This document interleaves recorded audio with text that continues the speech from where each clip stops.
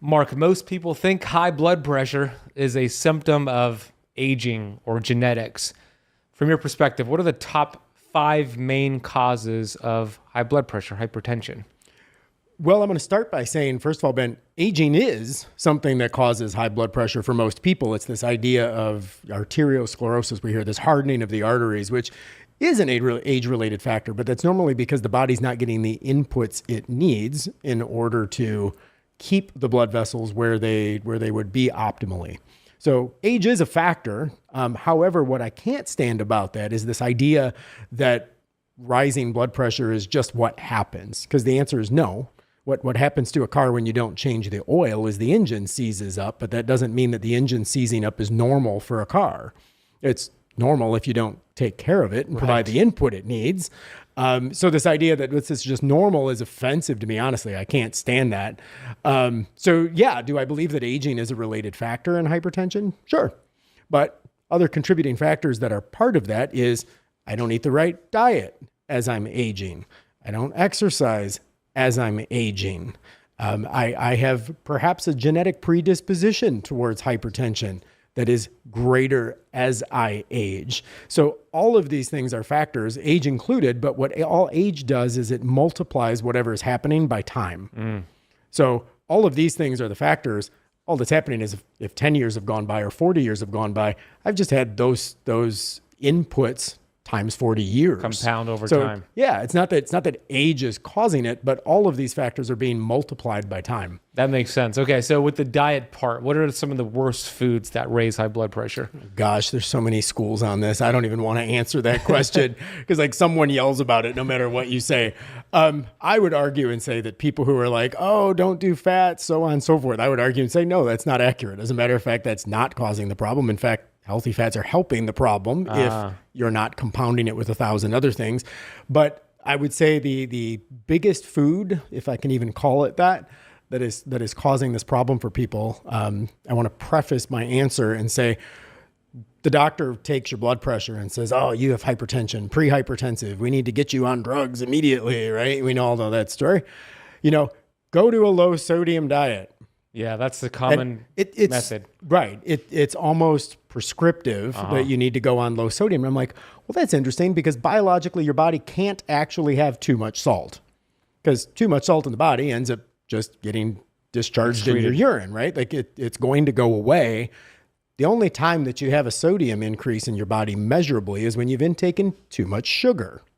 So what happens is we've correlated high sodium with hypertension, but the real fact of the matter is that people who have hypertension, they measure them and say, oh, their sodium's high. This is what's causing the problem. It's like, no, their sugar intake is high and the body is retaining sodium to balance out the amount of sugar that the person is taking in. Fix your sugar problem and you fix your sodium problem and you don't have to eat weird.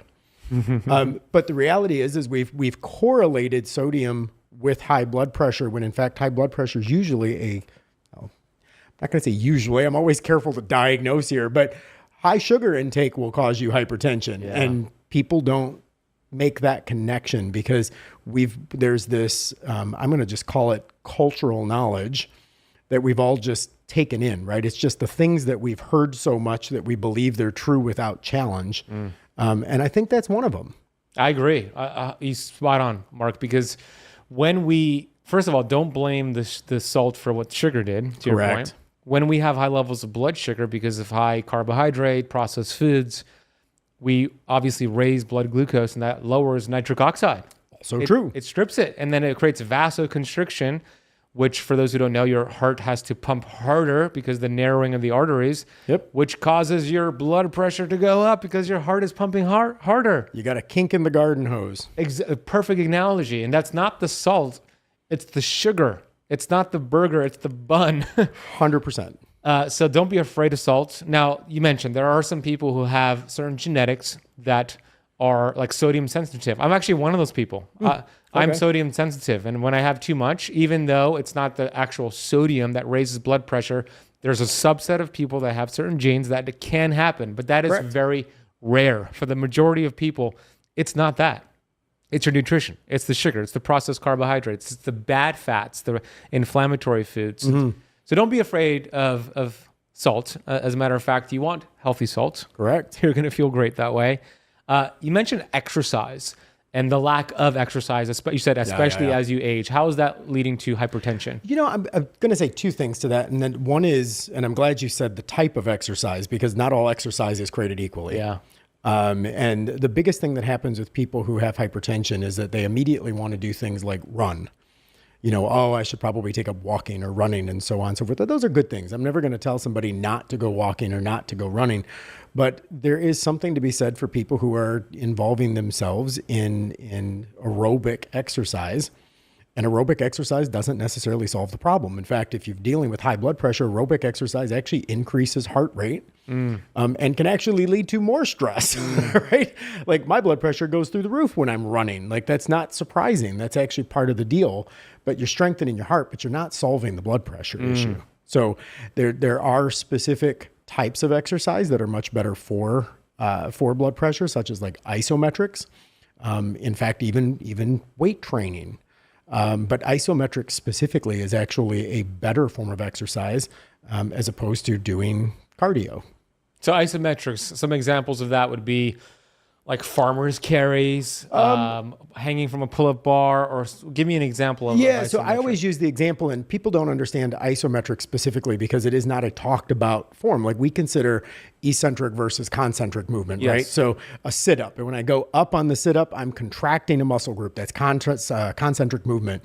When I lay back down from the sit-up, that's eccentric movement. It's the extension of the muscle. So the muscle constricts, constricts. I'm going to find my words here. It constricts and then it expands.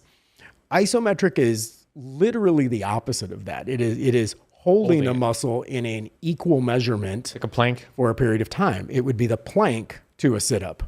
So sit-ups are up and down, up and down.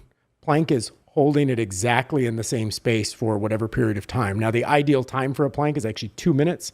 I don't know if you know that. Can you do 2 minutes? Oh, yeah.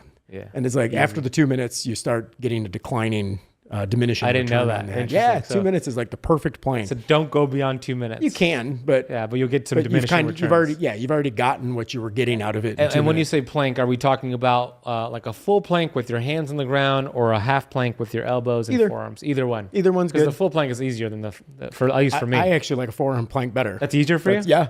I guess it depends on the person. Funny? Yeah, actually, I've got a weak left shoulder, so it's like actually a high plank is actually harder for me to hold than a forearm Interesting. plank. For me, it's the opposite. That's funny. What about like burst training, like sprinting, basketball, pickleball? You said you play volleyball. These burst training, is that beneficial for high blood pressure? Any kind of performance training is good, but what you're doing is you're just strengthening the heart at that point, right? Like any kind of, I would rather, like when I run, a lot of people just like do the jog, and it's like I actually do intervals. So I'll do the run 2 minutes, walk a minute, let the heart go up. And then just as the heart starts to go to a point of exhaustion, bring it back down, go back up, bring it back down. It's very similar to like HIIT training. A lot of gyms are into HIIT training now, where you're doing your 2 minute cycle of something, and then you get your 30 seconds off. Yeah. And then you go back to your 2 minutes. Very similar to that when you're talking about like running in intervals, but sprinting, literally to just do a 30-second to a minute sprint is better than a 15-minute jog. I agree. And even not just for blood pressure, but for fat loss too. Just for fat loss, for anything. Like it's a healthier form. And we can go back to that ancestral caveman kind of vibe, right? Like when did a caveman ever jog? Like that was never the thing, right? They sprinted. There was danger. Get away from the danger. And as soon as the danger's gone, stop. Yeah. Like that was an optimal form of movement. They walked a lot. Lots of walking. There was no reason to jog. Mark Sisson has a whole book about that. Born to Walk. He's correct. Mm-hmm. Do you have an Oura Ring? I do. So question on the Oura Ring app, they give you this this cardiovascular score. Where is it? It tells you your let's see. The age.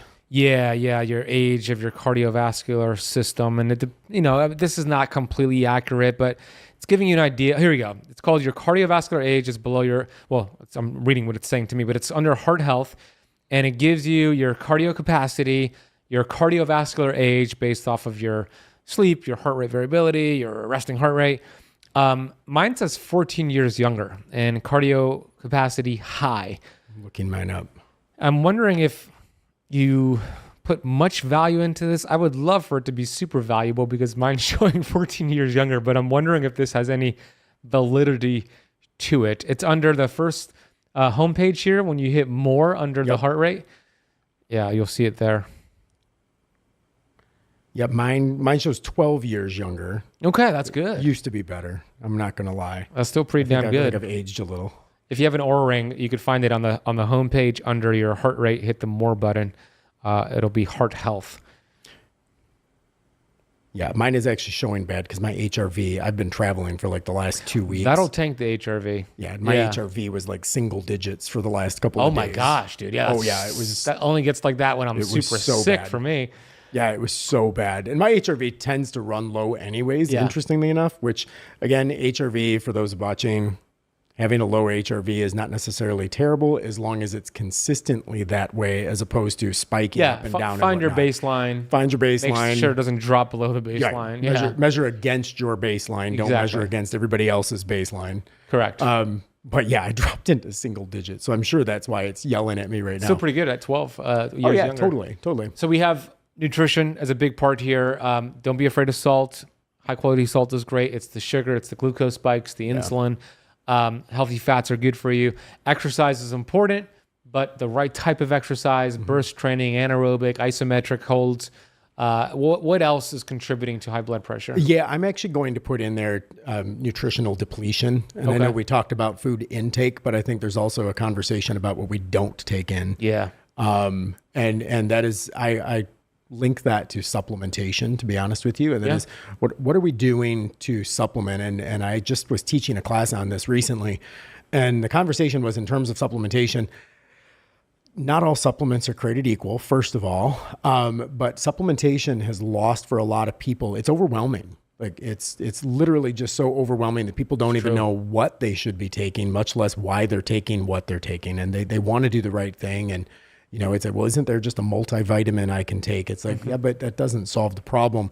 I actually put my supplements into 4 different categories. And again, I was just teaching this class the other day, and one of them is specifically just nutritional depletion. Like there are things that my diet should be giving me and isn't. And if a person is eating keto, great. Then you need to find the way to get some of the things that you may not get if you're eating in a specific way. Same for vegetarians, same for vegans, same for people who eat in whatever form that they eat. Find the ways to get the things that your body still needs without that. So I break into nutritional, I break into anti-aging. And anti-aging, I use 4 main supplements for that. And I'll do AKG, I'll do resveratrol, spermidine, and NMN. And those are my 4 anti-aging supplements that I take. And I take for oxidation.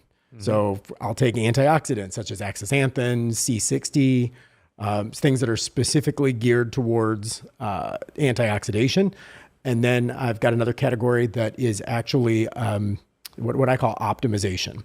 And optimization is probably more of what we're referring to here through supplements for cardiovascular, but that's things like nitric oxide supplements and things that are increasing brain potential. So anything along those categories, that's that optimization range. But I do believe that a lot of it is a nutritional depletion. Like people just aren't getting what they should be getting. Like a carrot today is not the same as a carrot 50 years ago, is not the same as a carrot 100 years ago. And that's soil depletion. That's the length of time that a food that it's getting transported to the store where you're buying it. Like when was it pulled out of the ground? And you don't know that. It is obviously things like, glyphosate. Yeah, all the chemicals that are being sprayed on there. So there's so many things going into that. And not to mention even the fact that even at farms, like they're not giving the soil a break. So the same crop is being planted in the exact same soil year after year after year because it's not profitable to take a year off. But the land needs that. I mean, that's biblical. Yeah, this is true. Like the land needs a break. So yeah, just soil depletion in and of itself is not doing that. And I think we need to be cognizant of that. I think for your audience, they're keen on that conversation already. But the general population is so under educated on those types of things that I don't think they know. But, to a 5th thing that leads to hypertension, just nutritional depletion. Like people just aren't getting what they need. Because you're right. That's the thought process is, why do I need to take supplements? I can get everything I need from food. Maybe 30 years ago. possibly, if you're eating pretty clean back then. But the soils, the crops, it's a very different ball game. The nutrient qualities are depleted compared to 20, 30 years ago. Yeah, but according to USDA standards, to support your immune system, the way that you're immune, just the immune system, nothing else, every single day you would need to be eating 5 ounces of salmon, an entire cup of spinach, 2 oranges, and like 8 avocados or some ridiculous number. And it's like, no one's eating that. No. Not to mention every day. Yeah. You know, and that's just the part that, first of all, it sounds like a disgusting meal, let's be honest. I was thinking of that all together. But the reality is like no one's eating that every single day. No, they're not. And I say that when we decide what we eat, and this is why, you know, supplementation and stuff is so important in my life, because if I asked you, you want to go to lunch, the following words are what? There's 3 words everybody uses. What sounds good? Like, why does the sound of something control what I'm going to eat today? Yeah, that's true. Because it's based on a craving. It's based on, you know, Taste. probably a microbiome, you know, urge that wants me to eat something because my gut knows I need something. But if I feed my gut enough of the bad stuff, it's going to keep wanting the bad stuff now. So now my urges are unhealthy urges on top of it. Like, I've never been like, hey, Ben, let's go grab lunch, right? Like there's this great place down the road that has 5 ounces of salmon and a cup of spinach and 2 oranges. and 8 avocados. And 8 avocados and maybe 5, you know, mussels or something. Who knows? Like we don't eat like that. Yeah. And if we're not going to eat like that, and admittedly we're not, then we need to make sure that we're at least getting the nutrition we need. Yeah, I agree. And I you know, if you look at my pantry, it's like the vitamin shop. I have a whole bunch of supplements and I use them cyclically. I have a blood pressure cuff here, and I test my blood pressure pretty consistently. I'm just curious to see what certain caffeine, food, and stress, and whatever it is does to my blood pressure.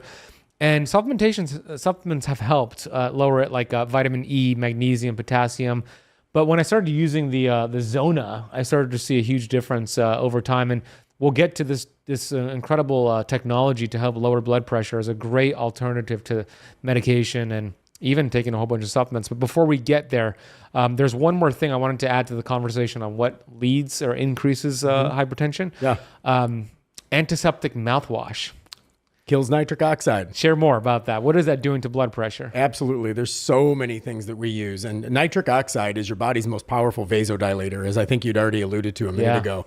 And vasodilation is, of course, when your cardiovascular system opens the widening of the blood vessel. And obviously, we talked about the kink in the garden hose. You talked about vasoconstriction. Yeah. Vasodilation is the opposite of that. It's when the blood vessel opens wider. Well, imagine putting the same amount of fluid, albeit blood in this case, through a wider opening versus a narrower opening. The pressure is going to be lower. That just stands to reason.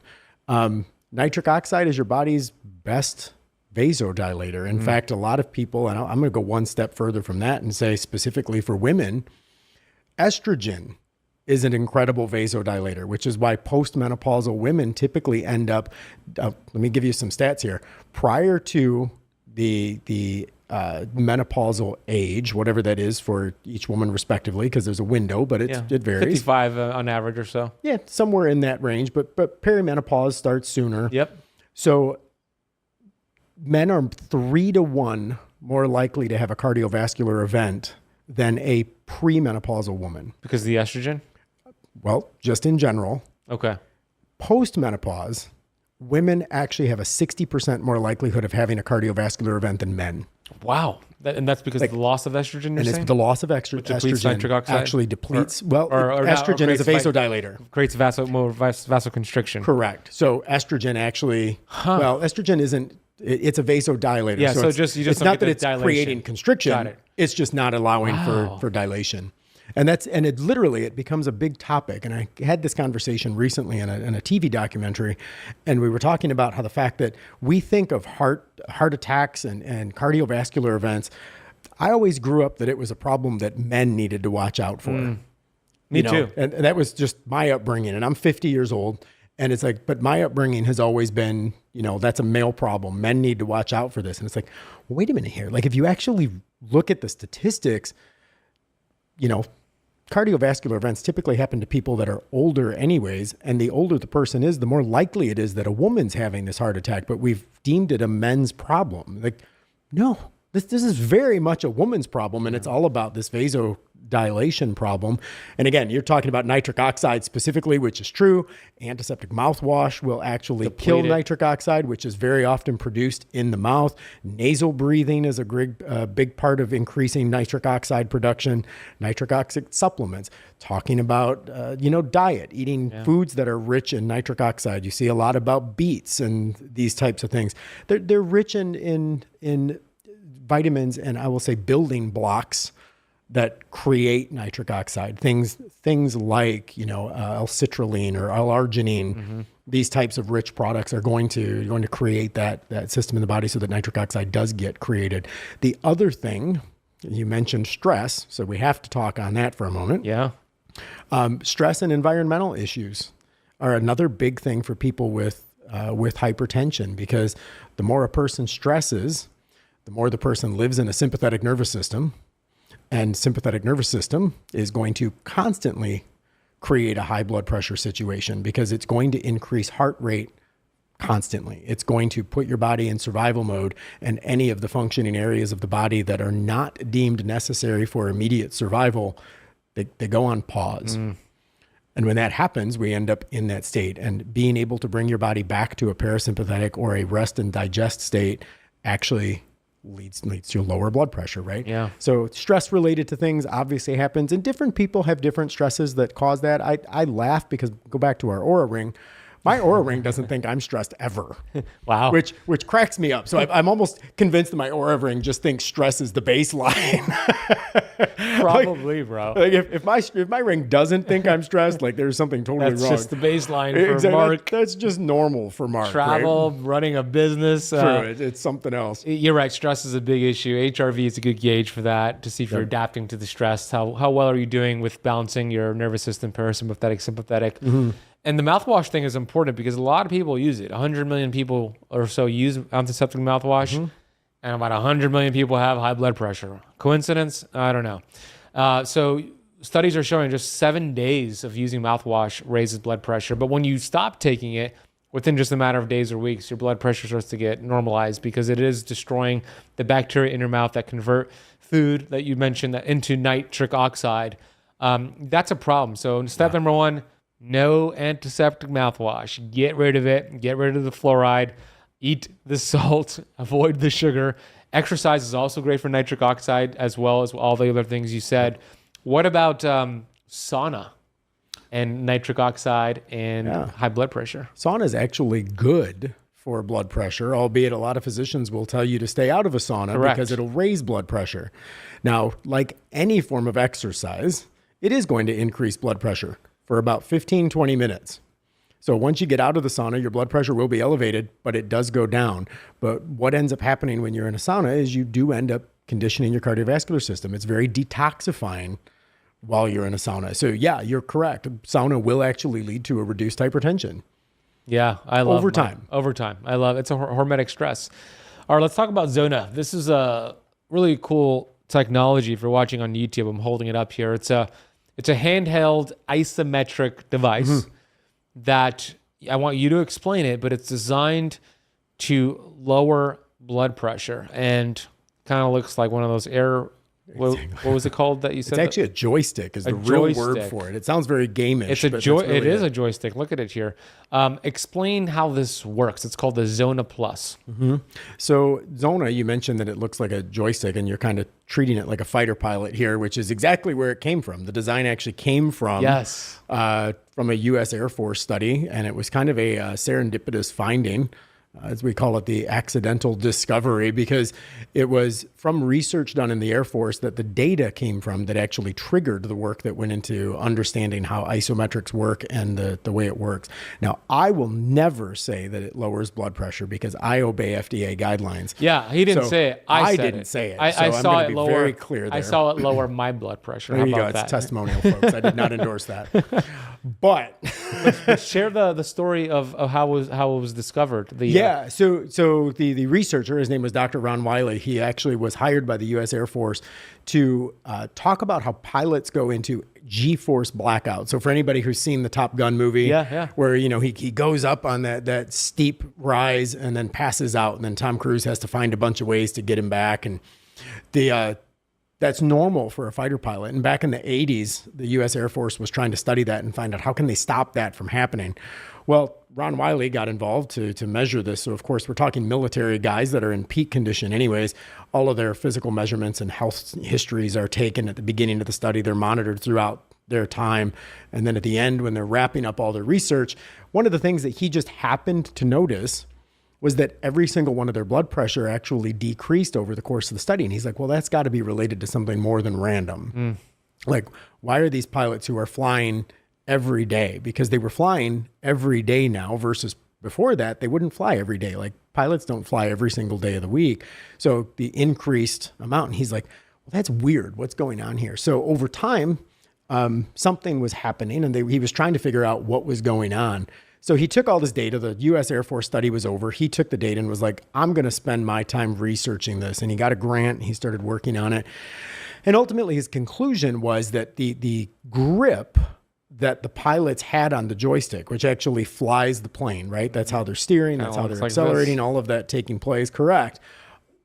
He actually attributed and was able to correlate the grip strength to the reduced blood pressure, and not necessarily the compression of it, but the fact that they were holding it at the exact same grip. It was the isometric hold. And we talked about isometrics, that plank as opposed to a sit-up, right? They're not letting go and squeezing and doing weird things. They're holding on for dear life, let's be honest. When they're doing that, that's what he attributed to. And he's like, I wonder if that's got a connection here. So he started studying grip strength, but not grip strength in terms of how much a person can grip, because that's actually a misconception about Zona.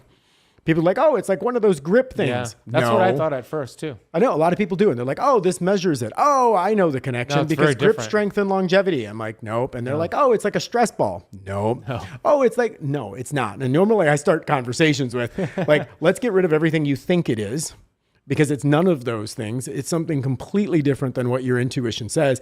But our minds want to associate things with things we already understand. Yeah. Right? Like when you tell me about some piece of novel information, I go hunting for all of the things that I already understand so that I can make an association which fast tracks my understanding. Get rid of all of that. Okay. This is a biofeedback device that is actually having you hold a compression at an isometric grip strength, which is equal measurement, over a period of algorithmically calculated time. So you start off by doing your maximum voluntary contraction, we call it, which is how hard can you grip on your right hand. Then it measures your left hand. Internally, it's calculating what would be the perfect amount of grip strength for Ben to hold this device. And we're going to have him hold that for 2 minutes. We talked about a perfect plank is 2 minutes long. Oh, yeah. Not coincidence. Right. When I'm holding that at that static grip, the device is giving me biofeedback. It's giving me beeps. It's giving me the images on the screen. It's giving me both visual and auditory clues that maybe I've gripped a little more, or maybe I should let up a little bit. Yeah. And it's keeping me in an optimal range, which would be isometric. And imagine you're doing a plank, but we all start to fidget a little to the left. We all adjust our back. It gives you some cues that you're, hey, it's you're like the trainer too is hard, standing too over soft. you. Yeah, got it. It's like the trainer. Like you're doing an isometric plank, and the trainer's like kicking you every time that you try to move in one direction or the other, right? And I see people at my gym and they're doing planks, but it's like then their butt goes up in the air. I'm like, no, that's not a pike. Cheating. Now it's a pike. It's not a plank. And you see all these different modifications, and it's because our body wants to go to a place of comfort. It doesn't want to go to a place of discomfort. And this is causing discomfort. Like holding anything for 2 minutes at a static resistance. Like, remember when we were kids and the teacher was like, oh, you won't quit talking. Like stand here on the chalkboard with your hand up on the board. Yeah. And you're like, wow, that's a big punishment. You know, like a minute later, you're like, my arm hurts, right? Because anything like that, like we're not used to it. Carry the laundry like this and see how far you get down the block before your arms start to hurt because it's holding it in the same grip, or anything like that. It's uncomfortable, and our bodies want to move towards comfort.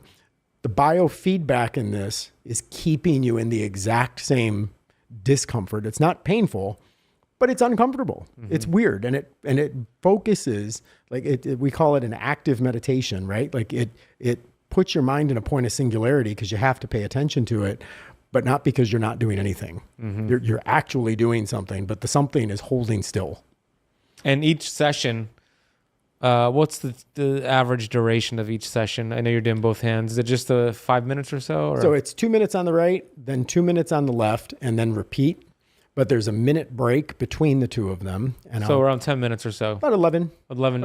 And once a day, you recommend doing this? So our clinical trials, I probably shouldn't even say this on camera. Oh, no? Our clinical trials are actually all scheduled for 3 times per week is actually what all of our 3 sessions per science week. is. So 33 minutes. 3 uses a week, and you can use the device. Now, we recommend people do it 5 times a week. Okay. Because if I tell you 5, you probably hit 3. Yeah, correct. Most physicians that recommend the device actually just tell people to do it daily because they find that compliance is actually higher out of patients who actually do something every day Makes as sense. opposed to skipping days. Yeah. Because if you skip a day, that might getting lead back to 2 days, into it, 3 you may days. forget. Correct. What are people primarily using this for? You can put me in a trick box here, Ben. People use it to reduce blood pressure. Which I'm going to say that what this does is I'm going to link. We still haven't gotten into why Isometrics even lowers blood pressure to begin with, which I want to get into. But people use this device in order to do a perfect isometric exercise because it's giving you the biofeedback. So the device itself is registered with the FDA under the same classification, a class 1 exercise device. So the device itself is exercise. It's just giving you the biofeedback to do a perfect exercise session. Isometrics itself is actually what leads to that cardiovascular conditioning that we're talking about. That's what's helping your cardiovascular system. So there's a few different things happening when you're using, a few different things happen with everything, but I'm going to walk you through a couple of those things because we've touched on them and I kind of want to tie those loops off. Okay. One being the nitric oxide connection. When you're using Zona and you're in an uncomfortable position for 2 minutes, what happens is your subconscious mind fires faster than your conscious mind, right? When my body senses danger before I realize what the danger is. And in so doing, when I'm holding an isometric grip and it's uncomfortable, my body assumes, or my brain assumes rather, that my body's going to put itself back into a position of comfort, and it doesn't. And when it doesn't, the brain assumes something's wrong.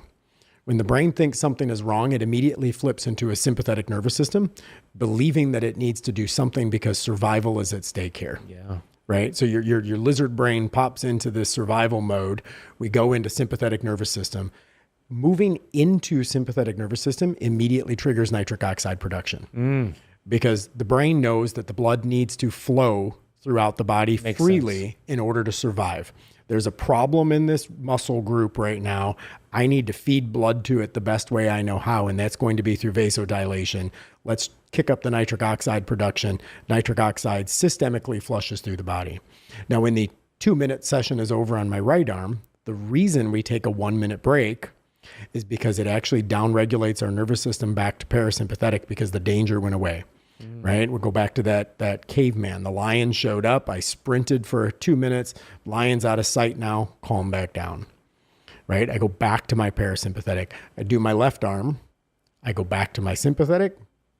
I rest back to my parasympathetic when it's over. And you go back you're to correct. each one. So I'm doing 2 times that each. 4 times a day because right, left. Yeah. So I'm actually flipping, which is actually teaching the body how to downregulate my nervous system.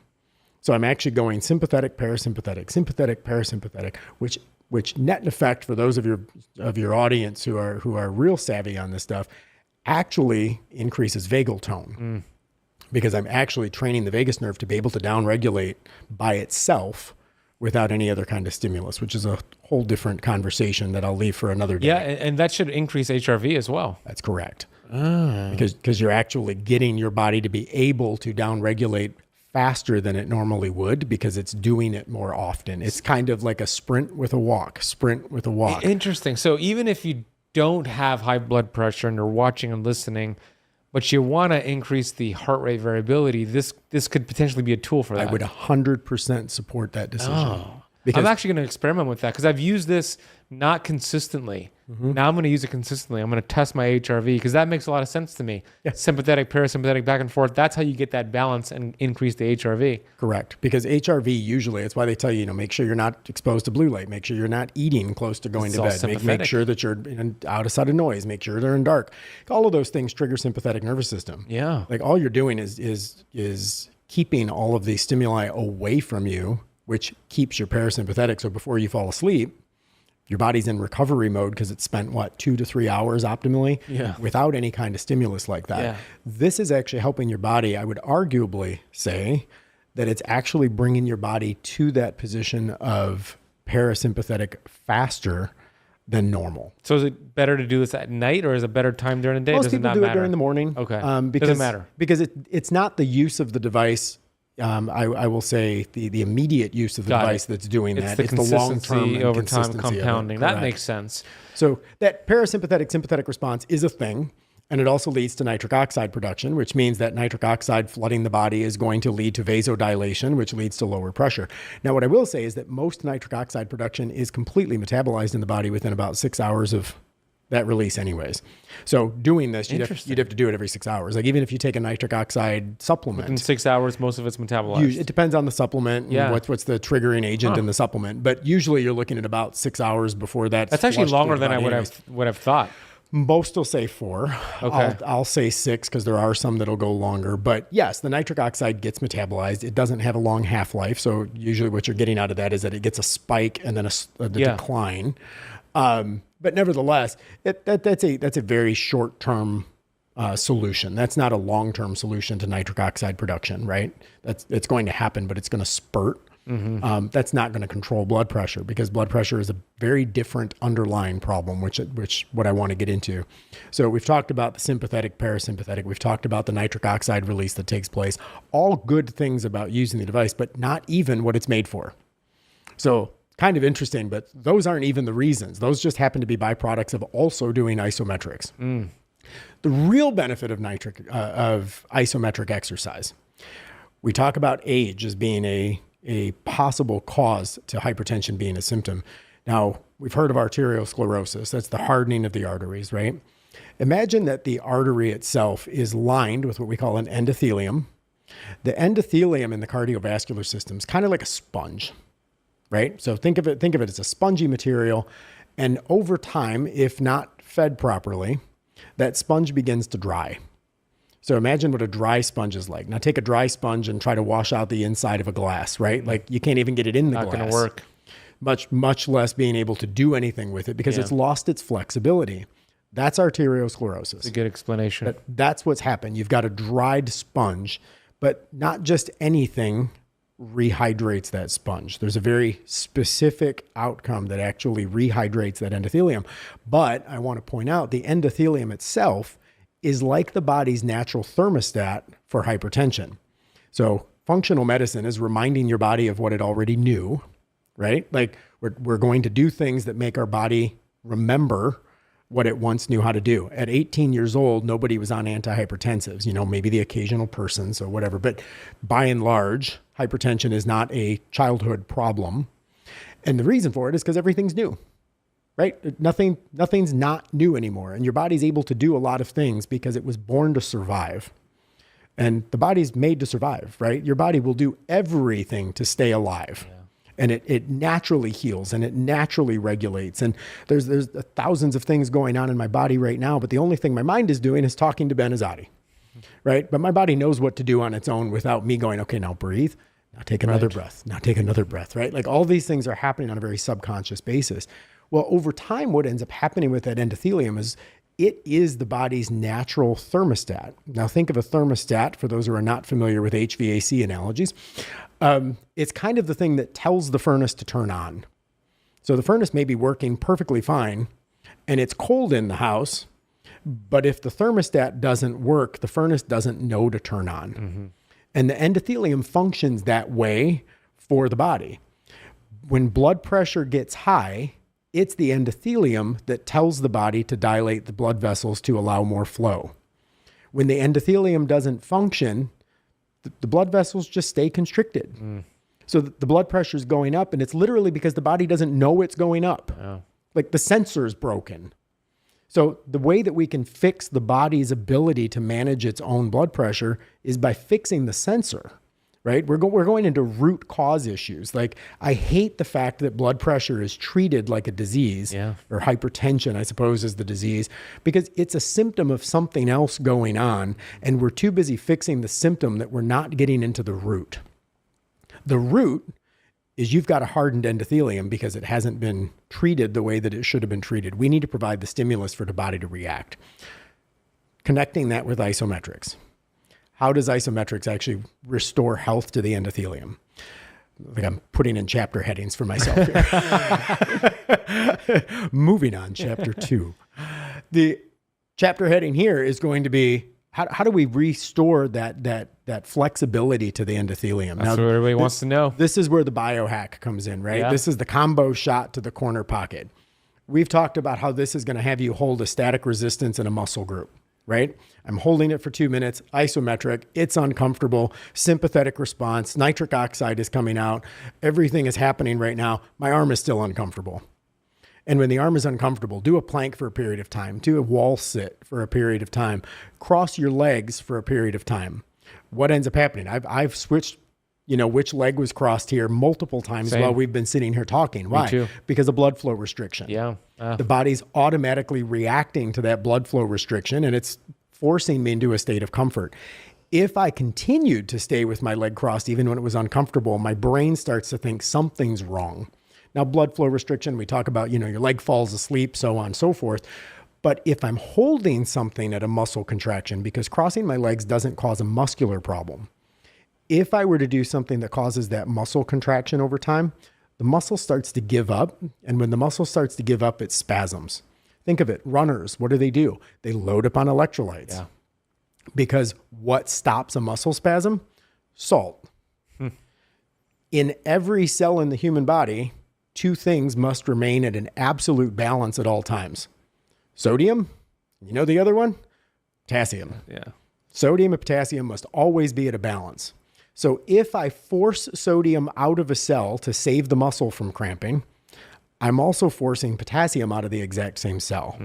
What's the one thing that when released into the bloodstream that softens the endothelium? Potassium. So what I'm doing is creating stress in my arm. By creating the stress in my arm, my body has to release sodium to stop that arm from spasming, which pushes potassium out of the cell. Potassium, as it moves through the endothelium, begins to rehydrate that sponge, which turns the sensor back on in the body. And the body says, wait a minute. Wow. When did the blood pressure go up? I didn't even know this. It's been 5 years and nobody told me. Wow. Oh my gosh, let's constrict, we got to hurry up and vasodilate. We got to fix this problem. So I say it's that combo shot to the corner pocket, right? It's anything but intuitive. So when someone comes up and they're like, oh, it's like, no, it's like nothing you know about. So let's just wipe the board. Let's start the fresh conversation. This is a perfect biofeedback device that is helping you do the perfect isometric exercise. And by doing an isometric exercise perfectly, it's that I had a mentor of mine one time that always used the phrase, practice does not make perfect, only perfect practice makes perfect. Right. So it's like doing isometrics all day long, if not perfectly, is not going to lead to the result you're looking for. It's actually going to do nothing. It's going to do something for you. You may get better muscles, but you're not solving the problem that you're trying to solve for. This is helping you perfectly practice so that you can get to that cardiovascular health that you're looking for. And it's that isometric leads to sodium release, leads to potassium release, leads to a softened endothelium, which turns on the sensor, which lets the body regulate blood pressure the way it's always known how to do. That is so interesting. I had no idea that it was all in a little joystick. All of that in a little joystick. I mean, if you're watching on YouTube, you can see it here. That's awesome. I'm like, it's kind of crazy, right? Yeah, it is crazy. I'm inspired to use this for the HRV, but like if I had high blood pressure and I was watching and listening to this, like I'd be like, yeah, I got to get one of these things. We have a link and a code for you to get this. It's Zona, ZONA.com/freedom. Our coupon code is freedom. What are we giving them in terms of a discount? It was $100 off, I think. $100 off. Yeah. He said it, so that must be it. That must be it now. Freedom to get $100 off over at Zona.com/freedom. We'll put that link in the notes of the YouTube, the notes of the podcast. How soon are most people starting to see results with this? Usually between like 4 to 6 weeks. Of course, I mean, clinical trials, we see a 92% efficacy. So that's pretty darn amazing. Damn good. Numbers change, and numbers change for a reason, right? Like because most people have the same underlying thing. Now, I mean, you and I talked about a lot of reasons that you may end up with blood pressure rising. Does this fix all of that? No. The Zona, no, you got to do the lifestyle work too. Zona's not going to walk up and slap you because you started to put donuts in your mouth. Like, it's not trained to do that. That'd be cool technology. One I don't want to be around. but the reality. But one of the things, like, it's not going to fix the lifestyle issues. It's not going to fix your sugar intake. This is in combination with the lifestyle changes. It's going to fix the exercise component. Yeah. There you go. All of the other components are still there. It's not going to take the stress out of your life. Yeah. So when I look at 92% efficacy, I'm really proud of that number, to be honest with you. But for the 8%, there are some people who are resistant. But the truth of the matter is that number is, I won't even get into the numbers when it relates to pharmaceutical efficacy. Because not even close. Pharmaceutical efficacy is so much lower. And there is a huge population of people who are just resistant to antihypertensives. What do they do? How much money do the hypertensive medication make? Do you know? It's in the billions, right? It's in the billions. Okay, per year. And the issue, yes. And the statins are about $14 billion a year. And 45% of the U.S. adult population has been diagnosed with pre-hypertension to hypertension. 45% diagnosed. That's think about diagnosed. That doesn't even count for the people that aren't even diagnosed yet. I need to find out how much the what are we calling it? I want to quote it at like 64 billion was the number I saw last. No, per year? But those numbers are that can't be right. Place. You think that's too low? No, it's too high because statins are 14 million globally. How is that so? You might be right. People or dollars? How much dollars the medication? Check it out. Okay, so how do I word this? How much money? Try Hey Siri. This is ChatGPT to see if I get a good study on ChatGPT. How much money? Go to Perplexity. That's my favorite. Where is it? Perplexity. You ever done Perplexity? No, I haven't. But let me just do this. You do that, I'll do it. So how much money does the Let's see if we get the same number. Hypertensive pharmaceutical industry make globally? That's what we're looking for. All right. I had a whole bunch of typos. Hopefully they fixed that. Let's see. You look and I'll look. Globe News Wire. As of 2023, the global anti-hypertensive pharmaceutical industry generated approximately $25 billion in revenue. Projections indicate significant growth in the coming years, which estimates the suggesting market could reach $50 billion by 2033. I'm reading U.S. population, just the United States, was $25.5 billion in 2023. Key players are Pfizer, Novartis, Merck, Sanofi, AstraZeneca. They hate Zona. There is that question. These companies hate you. Wow. So it makes more than the statin industry. Yeah. It's insane. Wild. The amount of money. And here's the thing, like I don't want to be conspiracy theorist and I'm not trying to throw somebody under the bus here, but back in, memory serves me correct, it was late 2022. When you and I grew up, and I'm older than you, but when you and I grew up, the 120/80 was the number, right? Yeah. Like good blood pressure was 120/80. Late 22, the American Heart Association came out and they were like, well, actually it's 110/72. That's our new ideal. And immediately, somebody who woke up on Tuesday morning would have been diagnosed with pre-hypertensive, which on Monday, they were normal. Meaning because millions of prescriptions were written. Changed the definition. It would kind of like saying, tall people are over 6 foot. And then you're like, you know what? Tall people are over 5'10". And then it's like, wow, the world's getting taller. No, you just lowered the measurement. And that's not accurate, right? 120/80 is still 110/72 is what the American Heart Association says. I understand, but what I'm asking you is, do you disagree with that? Do you think that was made to sell more medication or prescribe more medication? Do you think 120/80 is still I'm disclaiming that I'm not. Mine is actually 110/72, which is kind of funny. That actually is my blood pressure, which is a funny story about that. So what are your thoughts on 120/80 then? I believe that anywhere in that range is healthy, and I believe that different people actually run differently as a normal. We talked about HRV, find your baseline and make sure you're not going above it. Yeah. Like that really becomes the issue. When you start getting into the 130 plus, you're obviously in a situation. But, between 110, 120, I don't think either one of those numbers scare me. And blood pressure is something you want to measure over time, not just freak out over one measurement. Correct. It's transient. So see what's happening over time. Zona.com/freedom. Freedom is the coupon code. Before we land the plane here, you have a book that just came out, which for those watching on YouTube, we have our book side by side. So the book you have This out. is probably better. I'm just saying. Hey, the title is definitely amazing. You could see Mark's beautiful photo here, Mr. Young. Radical Generosity, Living a Life Defined by Impact, written by the one and only Mark Young. Jessica McNaughton wrote the foreword. This book just came out. I was browsing through it before you came here. From transactional to transformational giving. There's abundance in here. Share with the audience why you wrote this book and what the title means to you. It's the third book I wrote, but I'll say that what's funny about it is that the book itself is, and again, it's always a weird, humble conversation when you're like, I'm just a really generous person and I wanted to talk about it, right? Like I'm also very humble. See, but generosity to me is a lifestyle. And I believe that living with open hands and being able to give back to people, I want to leave this world a better place than I found it. And that's why the book is subheaded of Living a Life Defined by Impact.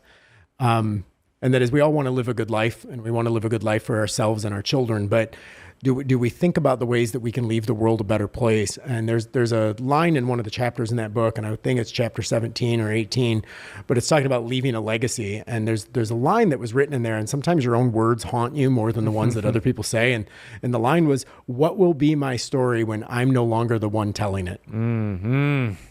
It's like when I'm not here to talk about my story and I'm not allowed to edit it anymore. Is anybody even sharing the story? When the book is closed and I can't make any more edits, and this feeling, when it goes off to publication, no more edits. What's the story? And I ask myself that question, and the answer is that doesn't start on a deathbed. That doesn't start 5 years before that. It starts now. And what are the ways that we can functionally contribute to the lives of other people and the community at large?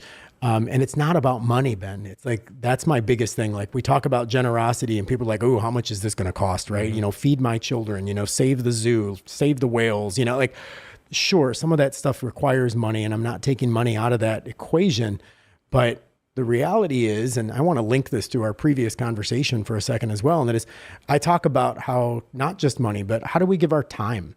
How do we give our wisdom? Like you're an educator, like you run a media outlet, but it's because you're an educator, because you've put a lot of work into knowing what you know and you're giving that. I mean, people watching your YouTube channel are watching your YouTube channel for free. Yeah. They're watching what you're doing. You are generously giving your wisdom away.